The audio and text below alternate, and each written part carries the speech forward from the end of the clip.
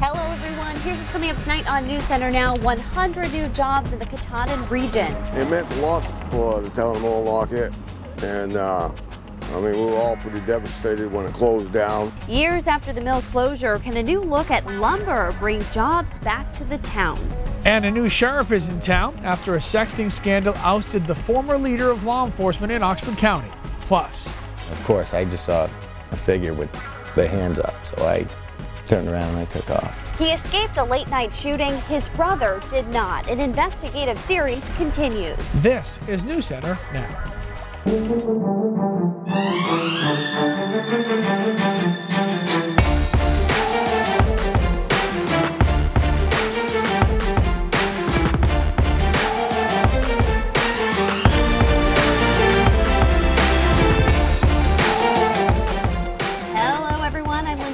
And I'm Lee Goldberg. More on the big job announcement in Millinocket in a moment. But first, tonight, the Oxford County Sheriff's Department has a new leader for now. Jim Terrio took the oath of office this morning in South Paris, taking over for former Sheriff Wayne Gallant, who resigned in early December amid allegations of sexual harassment. Now, Chris Costa joins us live from outside the Sheriff's Department, where he's pretty much been all day. Chris, the new sheriff, says he plans to work with the community in the wake of that scandal. Yeah, Lee and Lindsay, Sheriff Jim Terrio says he wants to bring stability back to the department after the former sheriff resigned amid allegations of a sexting incident. Sheriff Terrio says that he knows there are a lot of people that do not trust the department right now, but he's hoping he can change their minds. I'm Terrio. Hi, James A. Terrio. Jim Terrio knows that his first agenda item as Sheriff of Oxford County is about attitudes and appearances. And I just want to bring back some stability and pride. Has been handed down since that time to each successive holder of this office. Terrio replaces former Sheriff Wayne Gallant. This is my last time, 10-7. God bless you. Who resigned amid an investigation into lewd photos he took of himself in uniform and allegedly propositioning employees for sex. Terrio hopes to restore confidence and morale to the department. Do you think that will be a difficult task? I don't think it's going to be difficult, but I'm sure it's going to be a long one. I understand their need for change, and hopefully I can bring that change. Terrio is no stranger to the Sheriff's Department. His 42-year career includes an unsuccessful run for the position in 2002, also working there for a year early in his career. Terrio spent his last 20 years in the field as the chief of the Mexico Police Department, retiring in 2014. But when he found out that Governor LePage had appointed him interim sheriff, I actually jumped up and down in the living room, you know. The colleagues we spoke to are pleased too. Mexico Chief Roy Hodgson took over for Terrio and worked with him for 15 years. He's going to make his own journey for the Sheriff's Department, and he's going to get the respect back that they deserve. Terrio is not a true outsider, and he hopes that will work to his advantage. They're just going to have to take it for where it's coming from and take my word for it that things are going to change. Now, the sheriff asked for patience regarding the Gallant investigation and could not comment on it any further, but he said he does plan to run in the primaries in June. Lee and Lindsay. All right, Chris Costa, thank you very much, sir. Scary moment for Maine native Emily Sweeney today. The American luger was making her finals run when she lost control of the sled. Now, Emily wound up banging her feet and legs into the upper wall. Then she slid down to the bottom of the track where she hit her head and back on the lower wall. Fortunately, Sweeney was able to walk back down the course to be assessed. I wanted to get the last word. It's pretty crushing. I know I have a lot of support, and I'm sorry that that's how it ended. I'm very uncomfortable right now, pretty stiff, so I'm gonna get some x-rays and go from there. Well, we are happy to say that Emily's x-rays came back negative, and she told reporters she's fine and only has some bumps and bruises. Yeah, that was scary. Obviously, big story tonight, Governor LePage's last State of the State address. Pat Callahan has a preview of that. Hey, Pat. Hi, Lee and Lindsay. One thing the governor is going to be doing tonight is laying out his vision for the state for his final year in office, and that is surely going to include the question of expanding Medicaid, which is something that voters said they wanted last fall. Now, the governor has said He doesn't know where that money is going to come from. You can't raise taxes, can't take it from the rainy day fund. They're going to have to make cuts someplace else. There's also going to be a pro-Medicaid expansion rally planned outside the State House happening very shortly. News Center's John Carrigan and I will bring you full coverage of the State of the State address and the events surrounding it beginning at 5:30 and 6 o'clock. All right, Pat, thank you very much. News Center Now will continue after the break. Valentine's Day is tomorrow and love is in the air. Patricia sent us this picture of a heart in the park in Portland. She says she doesn't know who put it there, but she loves to look out her window and see a sign of happiness. Absolutely. And this Valentine's Day week, whether you're looking for Cupid's arrow or avoiding it like the plague, one Maine matchmaker has some advice for everyone.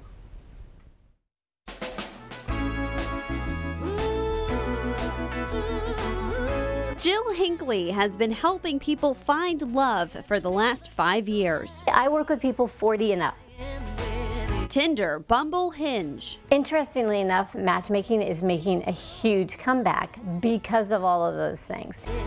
Dating apps aren't for everyone. They are overwhelmed. She gets to know all her clients and what they're looking for in a life partner. Making it personal. Compatibility based on everything from astrological signs to political views. It's really ultimately up to them at the end of the day if they want to meet. Hinckley has help from her business partner, Carolyn Clement. They say it's never too late to start looking for your mate. Some of the conversations we have with the 80-year-olds you might think we're having with a 40-year-old and their wants and their list of things that they would like in a dream situation. With Valentine's Day this week, it's a time for love and romance. Hinckley says there's something to be said whether you're a fan of the day or you dread it. Make it be a fun day. Do something with your friends. When I was single, I received flowers from one of my best friends. It was the best thing ever. If you are in a relationship at Valentine's Day, kind of set your expectations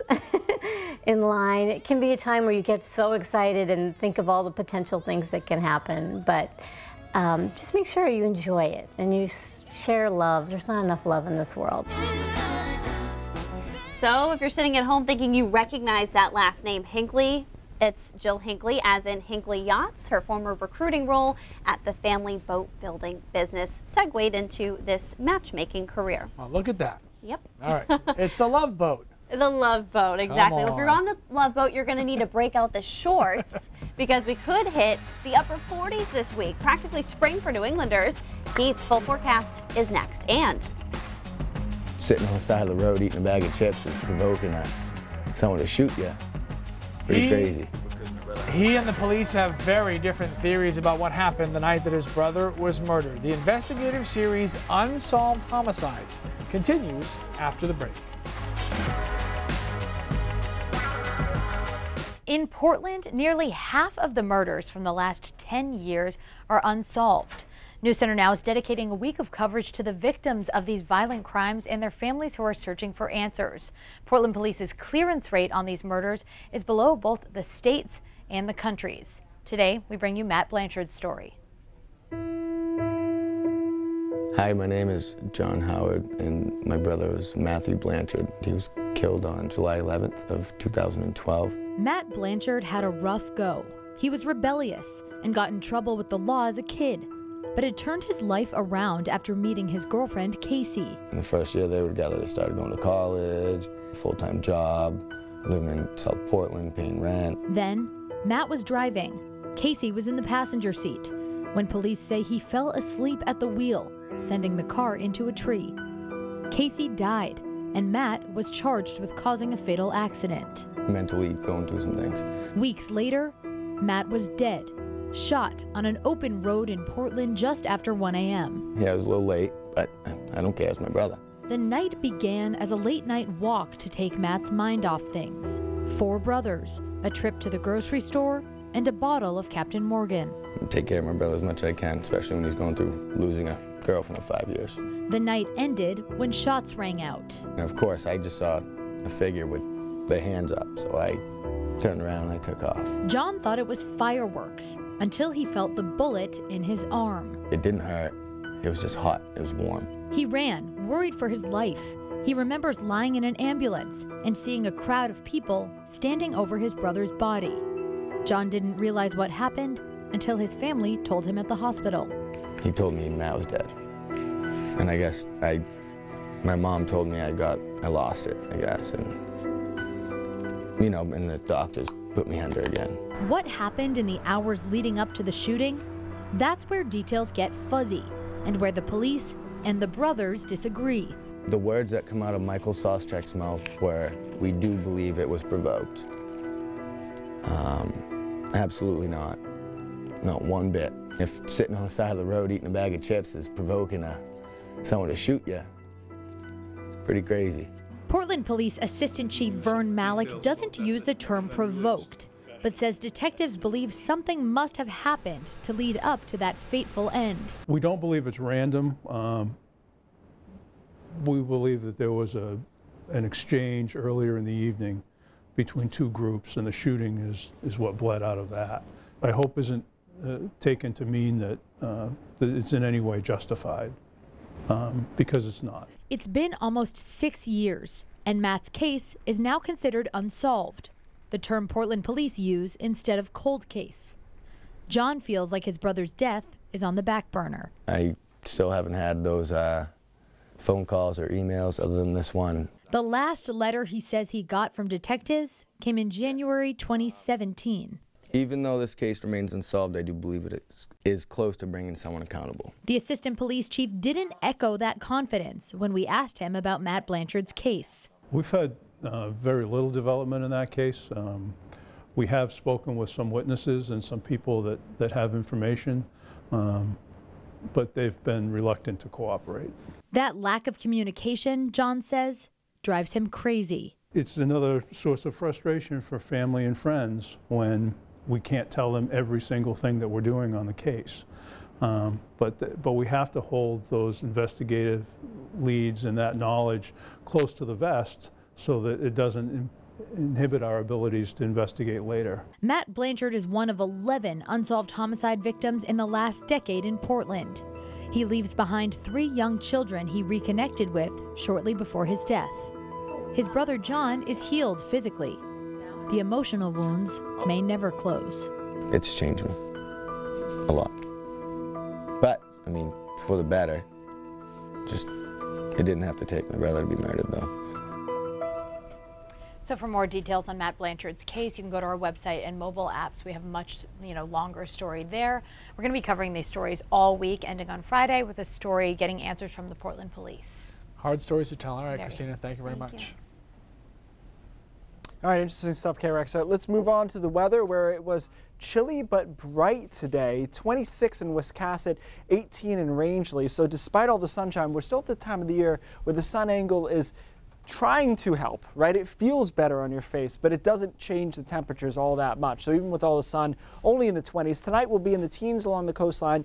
Single digits, though, pretty easily in the mountains, so it will be cold tonight, but leading into a warmer day tomorrow. High pressure was in place today. It's kind of half in place tomorrow. As it moves off to the north and east, it will allow some clouds into the west part of the ridge. So partly cloudy tomorrow, maybe mostly cloudy in spots, but the southwest flow will mean that a lot of us will be in the 40s through tomorrow afternoon. Thursday, a little disturbance moves through, but it looks less and less like an impactful rain event. Just a sprinkle or two on Thursday. A lot of us stay dry. The front moves in on Friday. That will be rain with a little mountain mix, and then a cold front comes in behind that, and temperatures drop pretty quickly by Friday afternoon, Friday night. So hour by hour forecast has us increasing clouds again through the day on Wednesday, but temperatures respond nicely. We do get into the 40s in a lot of spots, upper 30s at the very least. And then we do it again on Thursday with an isolated sprinkle, but again, a lot of us stay dry and see us almost in the mid 40s by Thursday afternoon. And then here comes our batch of rain and a little mountain mix on Friday. That changes to snow on the back end in the mountains, but we could be around 50 degrees on Friday as that moves through.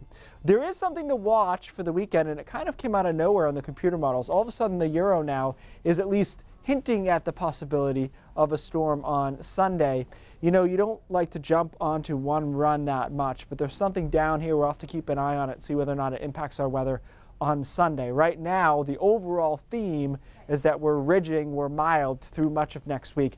Next week is really interesting, guys, because I like to go out on a limb and make a forecast and stick with it, but I could honestly see equal chances of us getting to 52 and 66 at one point next week. And I just don't know what side of the front we're going to end up on, right? It's one of those, the air mass will be there. Southern New England, Connecticut, parts of Massachusetts will be in the 60s, no question.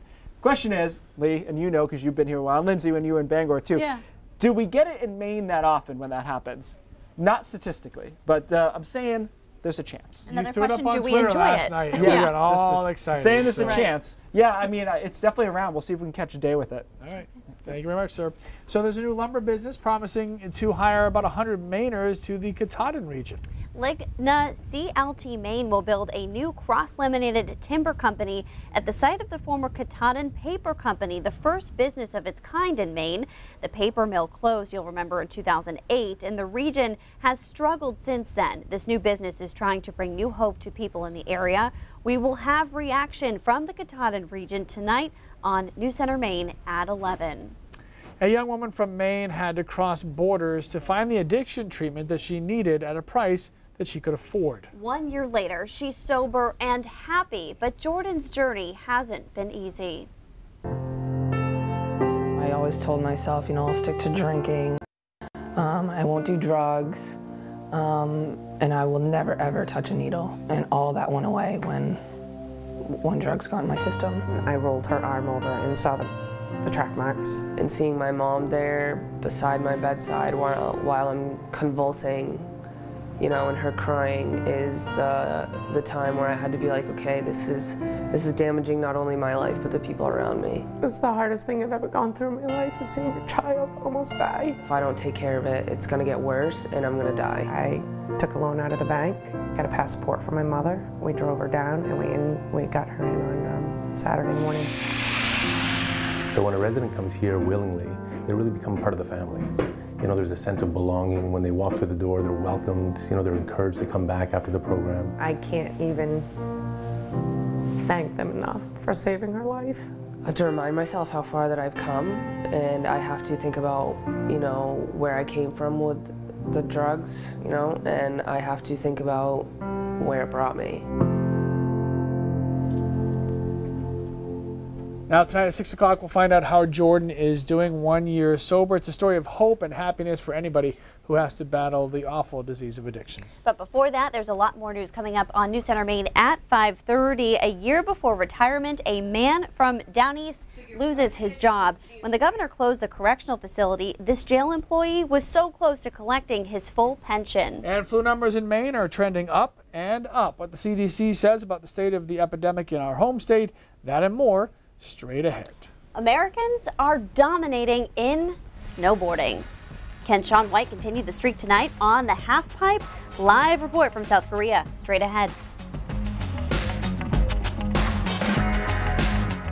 All right, Olympic spoilers are coming. Look away if you do not want to see the updated medal count. Despite snowboarding phenom Chloe Kim's gold medal run on the halfpipe, Team USA is still 5th in the standings, with Norway leading the pack. But the Americans have a chance to boost their standing tonight. Shaun White, perhaps the greatest snowboarder of all time with the greatest nickname, Flying Tomato, has a chance to leave a lasting legacy in what will likely be his final Olympic Games. Paul Gerke has been with us from South Korea all week, joins us now live. Well, Paul, we definitely saw this coming.